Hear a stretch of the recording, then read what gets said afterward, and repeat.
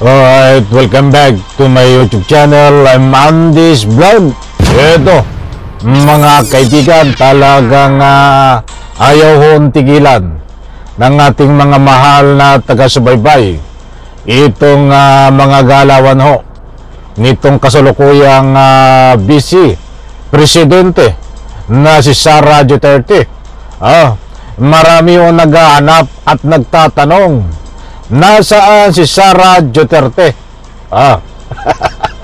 Ay hindi ko alam. Ang alam ko ho ay nandiyan sa Germany itong si Sara Duterte upang manood ng concert. Aba, ay nagliliwaliw. Ganyan ho, ang ganyan ang binoto nyo. Talagang mga kaibigan, karapatan ng taong bayan magtanong, alamin kung ano ang galawan nitong kasalukuyan na vice presidente nyo ni Sara Duterte, dahil pinapasweldo ng taong bayan ang vice presidente sa pamamagitan ng buwis. Di ba? Ay parang may sariling mundo ito eh.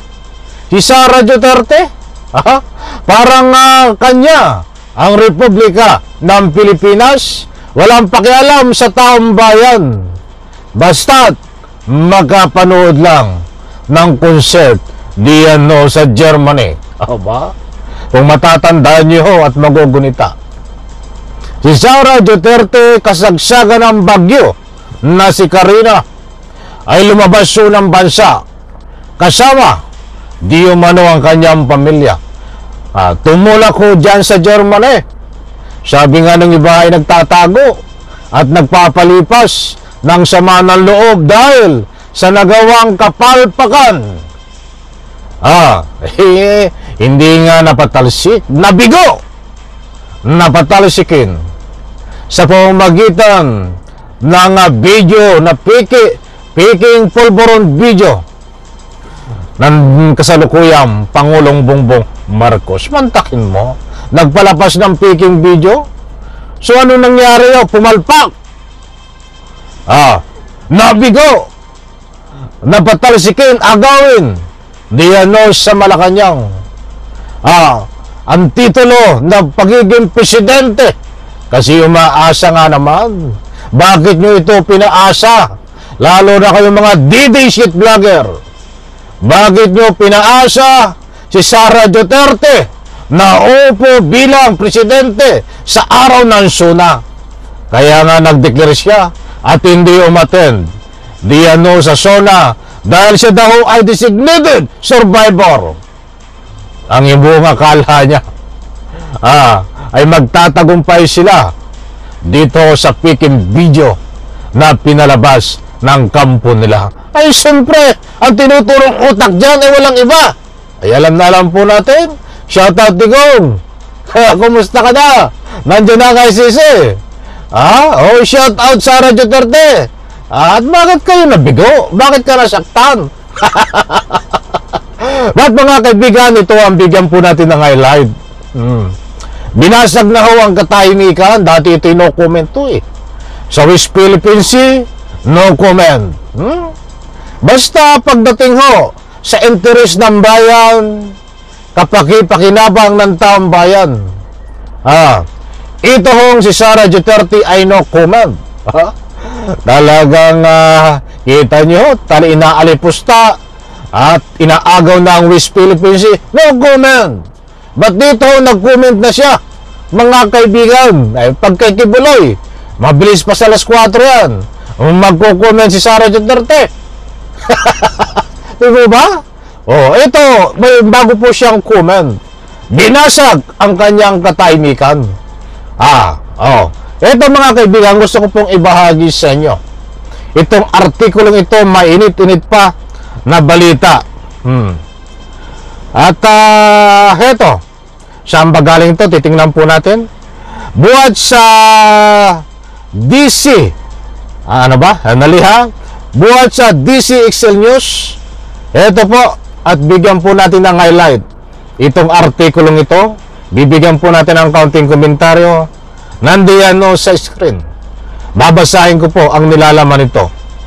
VP Sara Duterte naglabas na ng statement hinggil sa kanyang paglipad sa Germany. Oh, di po ba? Lumipad siya sa Germany. Ano kaya nga ay kakatuwiran po nito? Eto, bigyan po natin ng linaw.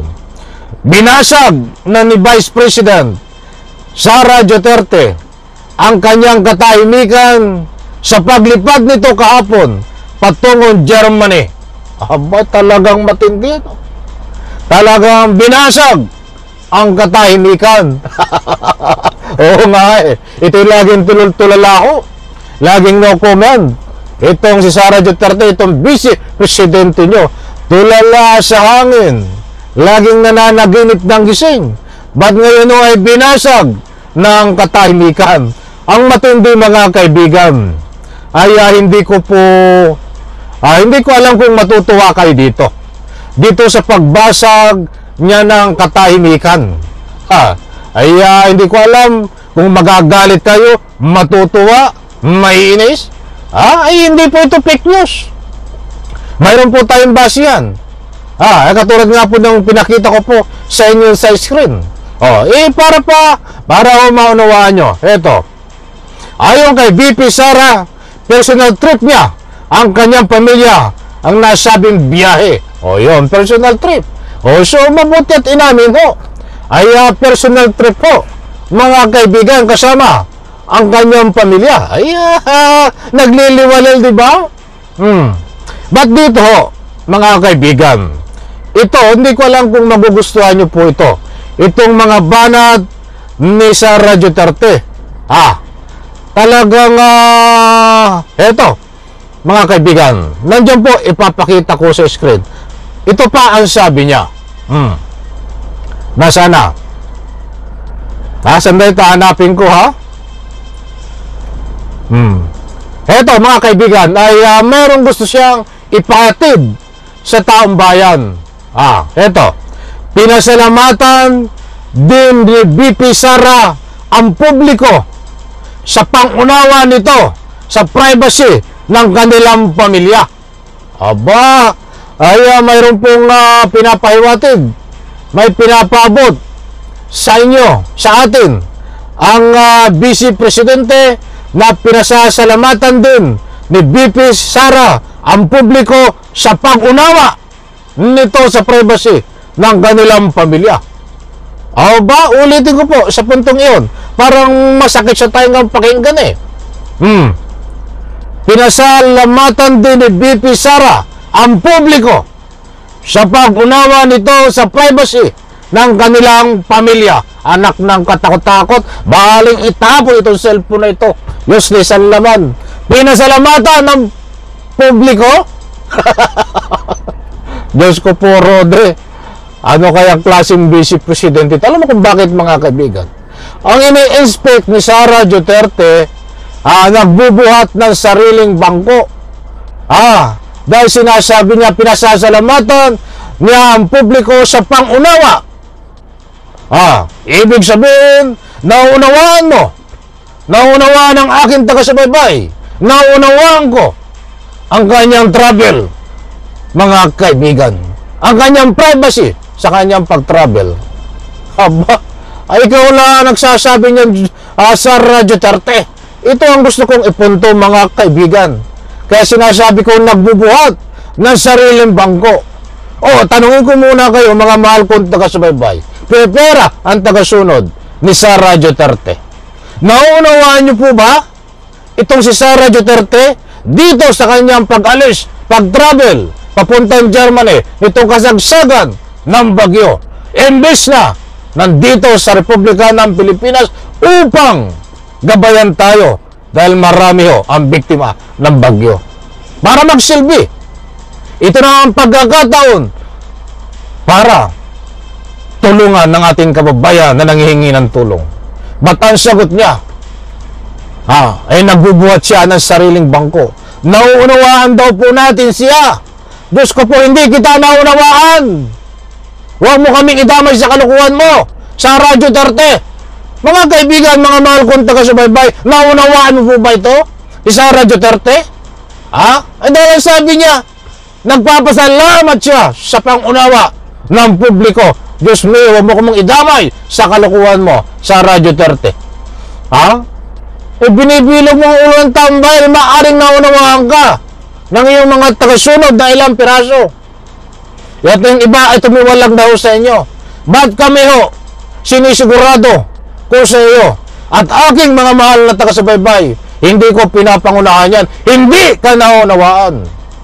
Paano ka namin maunawaan sa ganyang estilo ng iyong pamumuno? Ang gusto namin ay hindi ganyang klase. Nagalawan mo na isa vice presidente na inuuna mo kung ano ang pansariling interest mo lang, hindi ang taong bayan. Mga kaibigan, hindi na ang pulingid sa inyong kalaman na ito ay tumulak papuntang Germany. Marami pong artikulo na lumabas na ito ay inuna ang panood ng concert di umano ayon sa artikulo na lumabas. Ganyan ba ang dapat unawain? Sasabihin mong inuunawa ka, kaya nagpapasalamat ka, nananaginip ka ng gising, Sara Duterte, hindi ka namin inuunawa. Sa panaginip mo lang yon, inuunawa ka. Puro ka kaartihan, kalukuhan ng ginagawa mo eh.